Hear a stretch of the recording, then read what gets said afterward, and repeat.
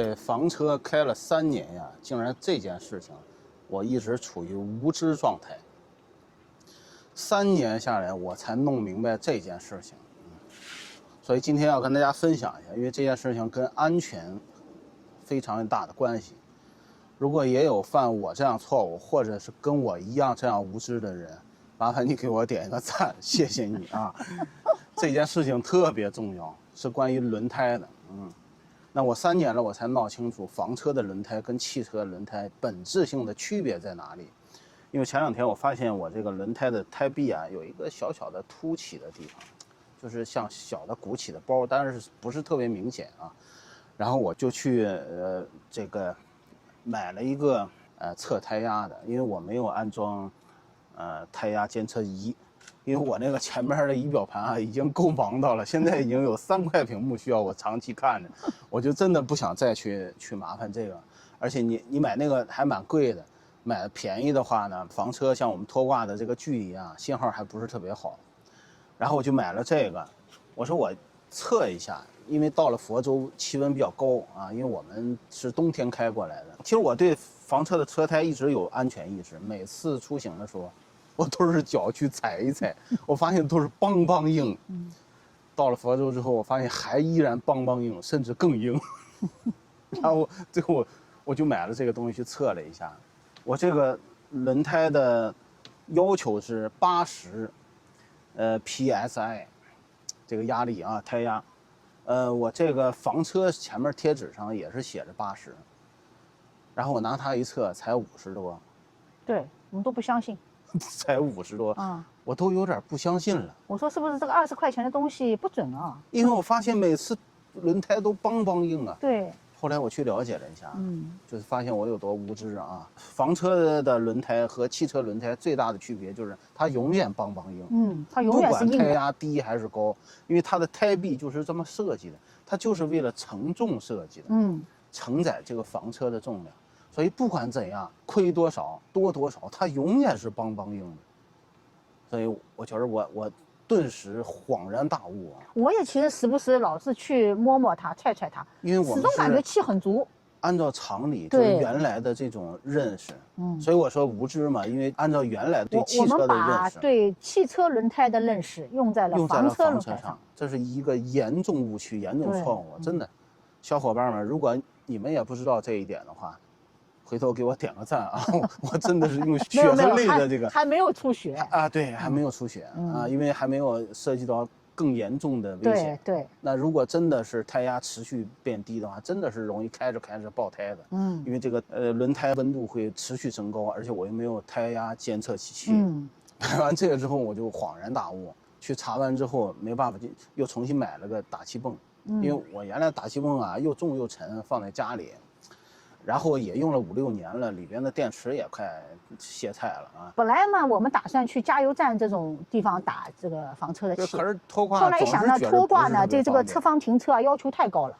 而且呢，我现在打的足的，然后回温哥华气温低啊，冬天什么的，时不时还是需要调整。我是一个特别愿意调整胎压的人，冬天夏天我总是调节这个胎压，根据这个季节，因为它季节的变化，胎压会变化的。而且变化的幅度非常高，甚至10%以上啊。然后我去买了个打气泵，啊，这个打气泵，也是学习踩了个坑。刚买第1天打，我还没舍得那个泵，我就打了2个胎，一看那胎都已经那个打的那个气泵啊，都已经有焦的味道，因为它那个肯定能力差。因为你从55打到75嘛，对，打了20个，所以然后。今天我又去打另外2个，给打爆掉了，轮胎没爆，打气泵爆掉了。也就是说，就是普通的打气泵打房车是有点太累了。我选的那个打气泵还是一个比较，没错，我们选了一个中等价位的，中等价位，我们还没选便宜的。它写着能打到100呢，但是往往这东西是虚的，轮胎上写不要超过80就可以了，我们打70多就爆了，所以等于说打了3个胎啊。所以这里是80的胎压，这个几乎是我皮卡的2倍，那也就甚至是小车的更多倍数啊。那所以很多打气泵它都是给小车的，并不是所有的打气泵都能打这么大的胎压。尽管它上一个写着100，连80都达不到。没办法，今天又去买一个。把原来那个给退了。买了一个价钱更高一些的。这个是70美金。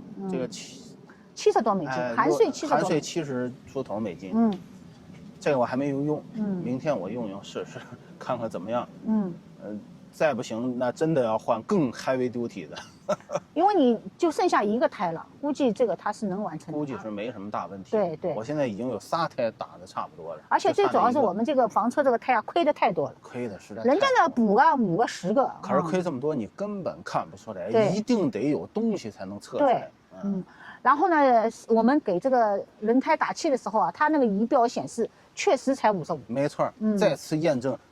巧了，这也是米其林的。对，2个指数一样。对，验证了就是没有一个是坏的。这个起码测胎压的这个指数都是正确的。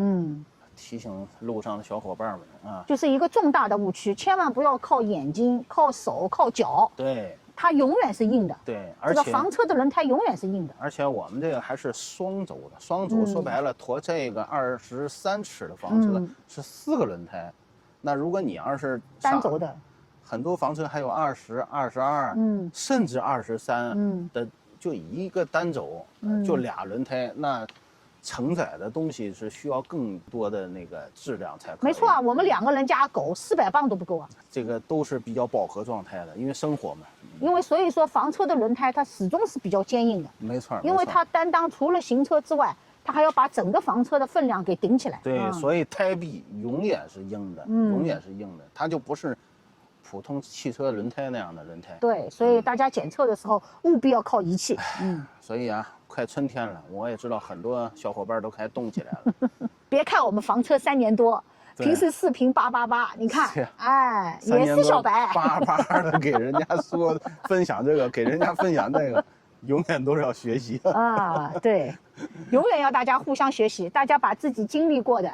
对吧？无知的一面都要拿出来。对，拿出来拿出来。有很多都大神，但是他们都从来不分享。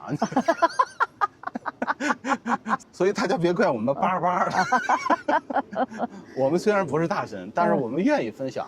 因为本身玩房车呢，就是中文圈的人就不是特别多。对。然后再愿意拍成视频分享的人就更少了。有些人可能也分享，但是他那个平台或者是渠道，你并没有很容易搜得到啊。对，没错。而且短视频呢，有些东西短平快，它并不会长时间的给你表达一个问题。对啊，有些人只是朋友圈里转发一下或者怎么样的，范围特别的窄，不像我们这个。我们这样虽然订阅的人不是特别多，但是五湖四海哪里都有。Kevin 呢还去看了一下我们清风的这个备胎啊。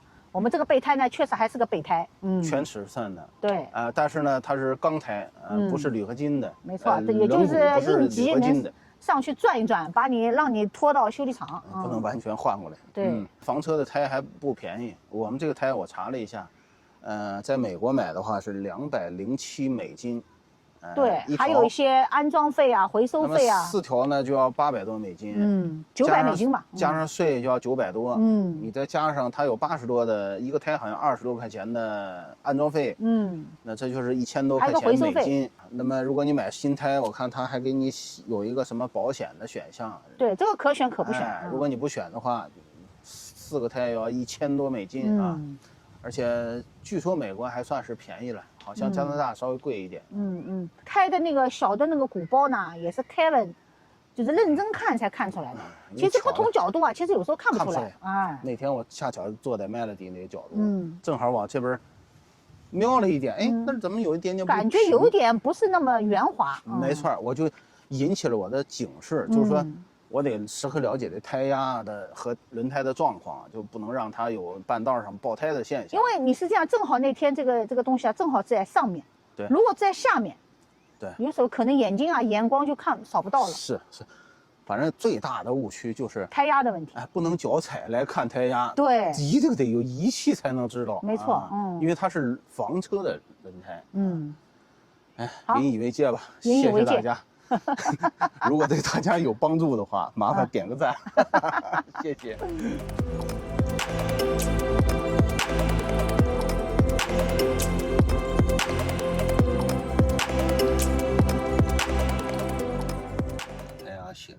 清楚啊，80，不要超过80。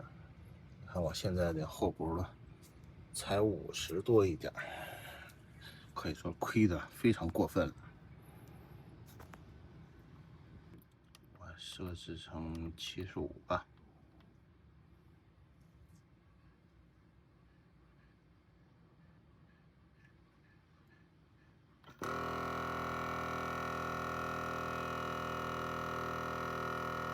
这震动比昨天明显小一些。这几只大仙鹤又来了。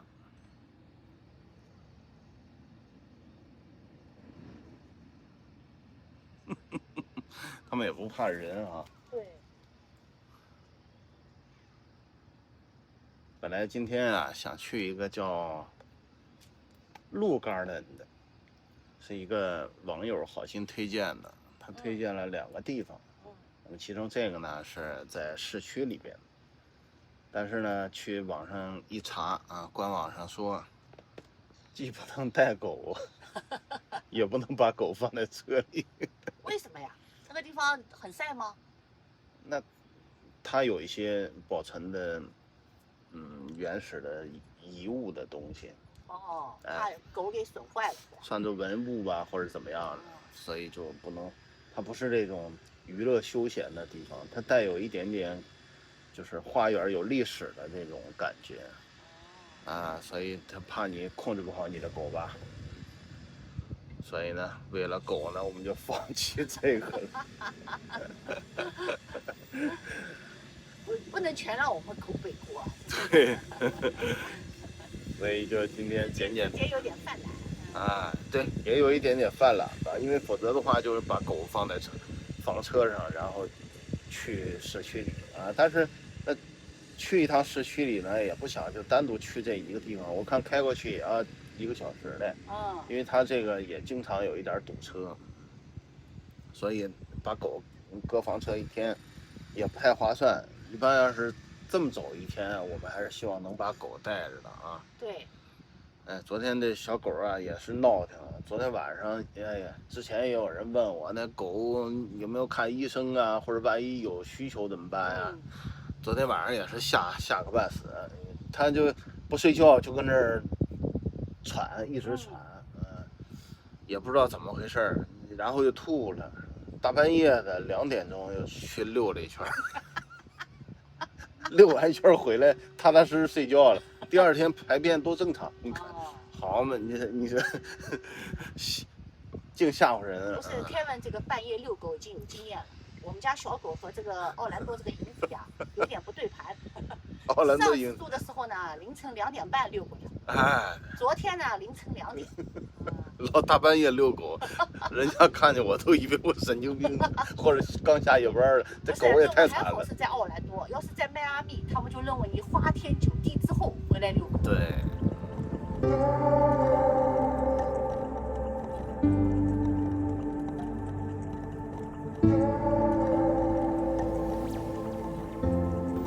今天又是洗衣日。以前呢，有车友呢关心我们出来这么长时间洗衣服怎么办呀？每个营地呢都有这样的洗衣机房。那么这里是洗衣机，后面是烘干机。那么结账怎么结呢？结账都是用这种，大多数现在都是可以刷卡的，也有个别的还需要仍然投硬币的。投硬币的你可以去就是营区里边去换，前台去换。那么另外呢，还有一些也有需要，办卡呀、充值啊等等的。但是现在主流都是这样的，刷卡的机器，它接受很多付款的方式。